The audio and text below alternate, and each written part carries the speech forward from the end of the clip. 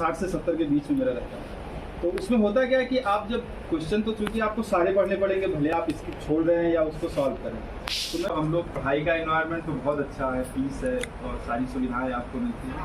उसके साथ मेरे साथ एक खास बात थी कि आप बहुत फ्रेंडली लोग थे। तो अभी क्योंकि मैं 3-4 अटेम्प्ट दे चुका हूँ, तो अब वो आग नहीं रहती जो फर्स्ट सेकंड अटेम्प्ट में रहती है। तो थोड़ा सा मतलब इंजॉयमेंट भी चाहिए तैयारी के साथ, तो वो मुझे मिलता रहा। तो और मतलब बहुत अच्छा यहाँ का इन्वायरमेंट है, यहाँ जो स्टाफ है, जो आपको फैसिलिटीज मिल रही है, सब बहुत फ्रेंडली है।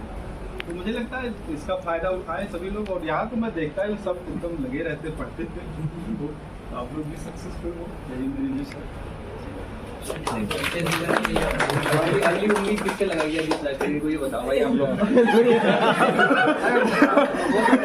वो तो हमारे परिवार के फैमिली मेंबर आपका तो फैमिली मेंबर है। नहीं, इनके अलावा चलो ये सिलेक्शन होते रहे, आपकी लाइब्रेरी आपका परिवार है। हमारा परिवार तो यही है। तो फिर भी आगे हम नेक्स्ट टाइम किससे उम्मीद लगाई? इन्होंने सही कहा, शुरुआत आपसे ही होनी चाहिए।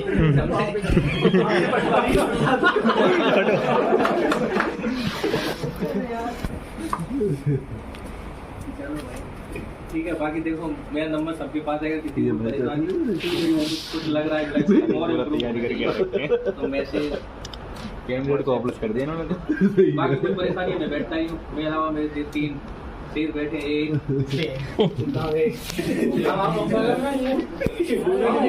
छोटा सा ये रहे हाँ, एक दो एक और है, नहीं इन तीनों का भी बराबर रखे लाइब्रेरी पे। अगर ऐसा नहीं है पुस्तक नहीं कर पा रहे तो ऑप्शन क्या रहा? ऑप्शनल हिस्ट्री था मेरा, शुरू जी का भी हिस्ट्री था। बाद का इससे टॉप अटेम्प्ट मेरा 4 जामिया से थी, जामिया से हमने ऑप्शनल के नहीं मैं एक पीसीएस में मैं सेलेक्ट हुआ और पहले 2 अटेम्प्ट में तो मेरा प्रीलिम्स नहीं हुआ। थर्ड में मुझे आईआरएस मिला और फोर्थ में 2020 का ही। नहीं रेगुलर में मैंने 17 में दिया था, फिर 18 में मैंने ड्रॉप किया, फिर 19 में दिया। तो उन दोनों में प्रीलिम्स नहीं हुआ, फिर 20 और 21 में हो गया। आज सब लोग साथ खड़े, रात में रुकने वाले रुकते क्यों नहीं? रात में तो 9 बजे के बाद ये लगता है या कोई है नहीं। रुको जब तक यूपीएससी नहीं हो, सॉरी पीसीएस नहीं हो रहा 12 तारीख तब तक रात को 12 बजे तक प्रॉपर एसी मिलेगा। 19 तक दे दीजिए। इसी में रहता, लेकिन अभी से डालनी पड़ेगी।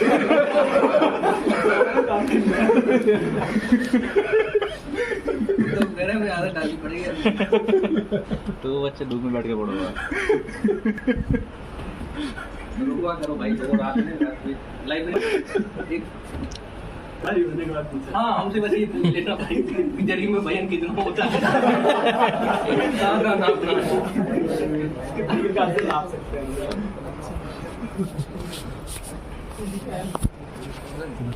भाई और किसी की कोई शिकायत मिठाई सबको मिल गई नहीं? 5 जून के लिए हाँ 5 जून की है। अच्छा 5 जून के लिए तो अब एक वीक से भी कम समय बचा है। तो अब तो मुझे लगता है जो आपने नोट्स बनाया उसे रिवाइज करिए। नेक्स्ट प्रीलिम्स के करंट अफेयर्स को एक बार रिवाइज कर लीजिए। और जो टेस्ट पेपर आपने सॉल्व किया है उसमें बहुत सारी चीजें आपको नहीं आती होंगी, उसको कहीं नोट किया होगा कुछ, तो उसको आप एक बार रिवाइज करिए। 2 घंटे का जो पीरियड होता है सही एग्जाम हॉल में, वो 2 घंटे का किसी को नहीं लगता है कि जो मैनेजमेंट करना क्या है। टाइम जिस रफ्तार से भागता है उनको लगता है 80-85% करने का टाइम, उस टाइम को 2 घंटे को कैसे टाइम मैनेजमेंट। अब उसमें देखें क्वेश्चन तो आपको जिस तरह से क्वेश्चन आ रहे हैं तो एक ही क्वेश्चन में वो कई इन्फॉर्मेशन पूछ रहे हैं, तो थोड़ा सा लेंदी तो पेपर हो गया। लेकिन जो मैं स्ट्रेटजी अपनाता था कि जैसे बहुत सारे लड़के 30, 35, 40 जो भी उनको एकदम एक्यूरेट आता है 25, 30 वो एक बार में करते, और मैं ऐसे नहीं करता था। मैं 60, 65 क्वेश्चन, 70 क्वेश्चन तक पहली बार में चला जाता था। 60 से 70 के बीच में मेरा रहता है।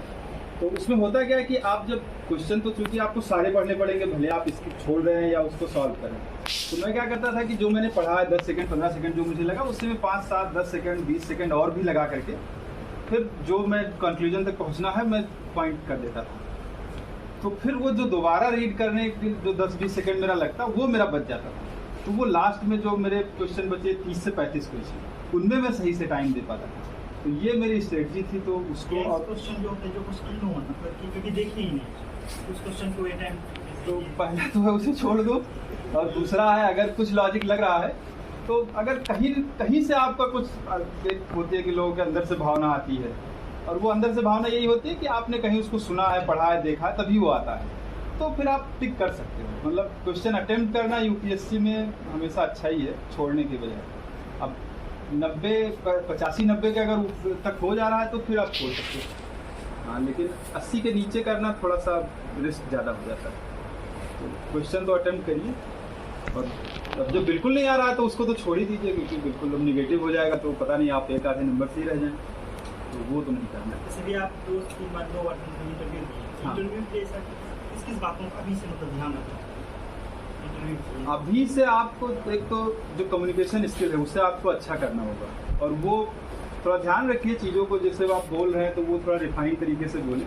जो बहुत सारे बच्चों में होता है कि बहुत रीजनल टच होता है उनकी लैंग्वेज में, अब वो तो देखिए होता ही है, अब हम वहाँ पैदा हुए तो थोड़ा बहुत तो रहेगा, लेकिन उससे आप थोड़ा कम करिए। जो एक स्टैंडर्ड जो बातचीत का तरीका है उससे अपनाएं, और बाकी बहुत कठिन बोलने का और बहुत अच्छा बोलने का ऐसे कुछ तो आप अब हाँ, थोड़ा सा अगर आपकी लैंग्वेज में फ्लो है, आप बोल रहे हैं तो हिचक नहीं रहे हैं, सही से बोल पा रहे हैं, तो उसका तो है वहाँ मतलब कि अब क्योंकि सोसाइटी में आप काम करने जब जाएंगे फील्ड में, तो वहाँ फिर आप कम्युनिकेशन के थ्रू ही अपनी बात लोगों को पहुँचाएंगे, तो उसका भी महत्व है, तो वो उसको भी वेटेज देते हैं। तो एक तो ये है। दूसरा बाकी आप अपनी पढ़ाई जो कर रहे हैं उस पर मजबूत पकड़ रखिए, वही पूछते हैं वो। अच्छा ठीक कोई बात नहीं। आज आपकी यात्रा यहाँ औपचारिक रूप से समापन है मेरी तरफ से। इस यात्रा के बीच में क्या आपको भी ऐसा लगा कि यूपीएससी एक विषय वस्तु की व्यापक समझ मांगती है? जैसे अब तक का मेरा अनुभव रहा कि मुझे यहाँ तक लगता है कि मुझे फैक्ट्स मतलब हो नहीं पाते हैं, फैक्ट्स के कारण से रेफरेंस रुक जा रहे हैं। तो मेंस में से मेरे अच्छे मतलब परफॉर्मेंस एथिक्स में अच्छे हो जाते हैं, ऐसे उसमें मैं अच्छे दिखेगा। अब तक का जो मेरा समझ है ये कहता है कि विषय वस्तु से जब तक आपकी समझ नहीं बनती तब तक आप जितना हाथ पैर मारना है मार लीजिए, नहीं होने वाला। क्या आप ये मेंस आपने लिखा है? नहीं, स्टेट एक लिखा है सर। अच्छा, स्टेट में लिखा है। क्या आपको भी ये लगता है कि वाकई विषय वस्तु की समझ होना अनिवार्यता है, या फिर मतलब एक होता है कि हल्की फुल्की नज़र मारे और फिर प्लस हो गया फिर मेंस भी हो जाएगा, क्या वैसा आपको लगता है कि ऐसा होता है? नहीं, वैसे हाँ होता है। अब यूपीएससी है तो मतलब पढ़ना, अब उसने एक जो सिलेबस दे दिया है, ठीक, उन्होंने एकदम बढ़िया से डिफाइन करके दे दिया, हर चीज़ बता दिया, उससे तो आप उसकी समझ तो होनी चाहिए। हाँ, ये हो सकता है कि कुछ टॉपिक्स की समझ आपको थोड़ी मतलब एक सामान्य स्तर की है, कुछ की अच्छी है, ये चलेगा, लेकिन आप सभी में सामान्य स्तर पे रहें वो नहीं चलेगा, या कुछ में सामान्य से नीचे हो, कुछ में अच्छे हो, वो भी नहीं चलेगा। यहाँ सामान्य से मतलब समझ रखनी होगी, सामान्य समझ तो रखनी होगी, क्योंकि जब आप मेंस में आंसर लिखेंगे तो वहाँ हर एक क्वेश्चन का बहुत मतलब है, एक एक दो दो नंबर का बहुत महत्व है, तो वो जब आपका जब बढ़ेगा तभी आप सिलेक्शन पाएंगे। बहुत बड़ा फैक्ट जो यहाँ कंसिडर करने की चीज़ है कि हमारे स्टेट जैसे हम बहुत लोग यहाँ रीजनल हिंदी लैंग्वेज से हैं, और हिंदी भाषा के रिजल्ट बार बार जो गिरने का एक वजह जो दिख रहा है, एक तो हमारा बिहार स्टेट और यूपी स्टेट का जो पीसीएस का एग्ज़ाम होता है वो वन लाइनर होता है, तो अलग मुद्दा। और उसके बाद क्वेश्चन हम आता है यूपीएससी, उसी पैटर्न को हम यूपीएससी देने चले जाते हैं, यूपीएससी पूरी कंसेप्चुअली पूछती है। इस दुविधा में कि कैसे बचा जाए? वहाँ फैक्ट पूछते हैं, यहाँ कंसेप्चुअली पूछते हैं, वहाँ फैक्ट विधा में बचने का देखिए ये है कि आपको फोकस अपना क्लियर करिए पहले, ठीक, आपका फोकस यूपीएससी है कि पीसीएस है, पहले आप इसे क्लियर कर लेंगे, फिर इस दुविधा से आप दूर हो जाएंगे। तो वो जैसे होता है कि आप यूपीएससी अगर पूरे मन से दे रहे हैं तो पीसीएस में नहीं भी हुआ तो उतना दिल दुखी नहीं होता है, और अगर आप पीसीएस पूरे मन से कर रहे हैं और यूपीएससी में नहीं होता तो आपको लगता है कि फिर वो आपके बाद आप मतलब आप कर ही नहीं रहे तो क्यों होगा, तो वो दुविधा तब नहीं रहे, आप फोकस क्लियर कर लीजिए। आप अगर यूपीएससी फोकस कर रहे हैं और यूपीएससी नहीं हो रहा तब चिंतित होइए, फिर अपनी स्ट्रेटजी में देखिए कहाँ क्या कमी है तो सुधार करिए, सही है। अब बैलेंस तो देखिए बहुत लोग बैलेंस कर ले जाते हैं, तब मैंने भी किया यूपीएससी और यूपीएससी दोनों का दिया और एक साथ दिया, पर वो आप देखिए स्टेट पीसीएस का जैसे बिहार यूपी का तो नेचर मतलब थोड़ा फैक्ट्स पढ़ने पड़ते हैं, लेकिन वो उतना कोई बहुत भारी काम नहीं है, वो हो जाता है, और उसको करेंगे, मैं बाकी मेहनत तो लगती है, वो करते रहिए लगातार। उसके बिना काम नहीं होगा। बस।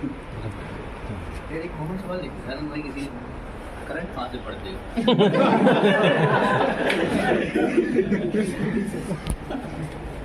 तब तो सोच रहा हूँ यार, मैंने पूछा ही नहीं। ट्वेल्थ में उससे क्वेश्चन नहीं आएगा। करेंट तो विजन आईएएस की मतलब में अकेले पढ़ते हैं।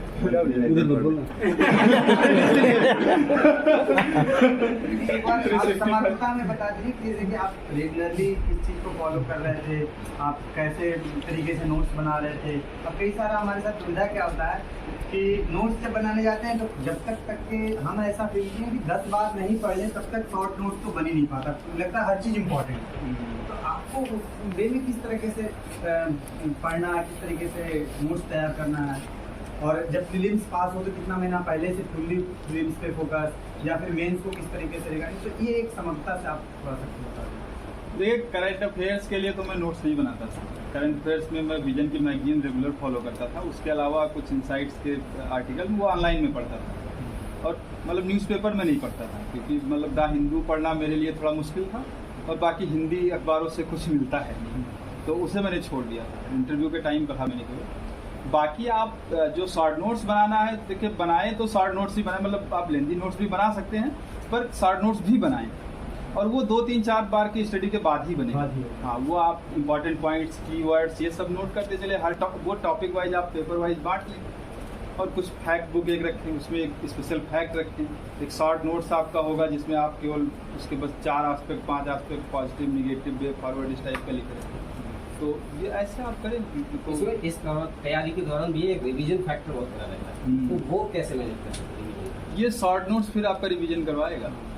शॉर्ट नोट्स मतलब सब्जेक्ट वाइज बनाते थे या टॉपिक वाइज बनाते थे? सब्जेक्ट वाइज है। सब्जेक्ट में जैसे सिलेबस में टॉपिक दिया हुआ, आप टॉपिक उठाइए, उसका आप जो है शॉर्ट नोट्स तैयार कर लीजिए।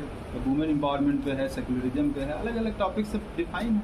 अब सेकुलरिज्म पे आप देख लीजिए, western secularism, Indian secularism, secularism का क्या हमारा वर्जन है, क्या उसको चैलेंजेस हैं, क्या होना चाहिए, सही सब चीज़ें उसको आप बस ऐसे नहीं लोग इस बार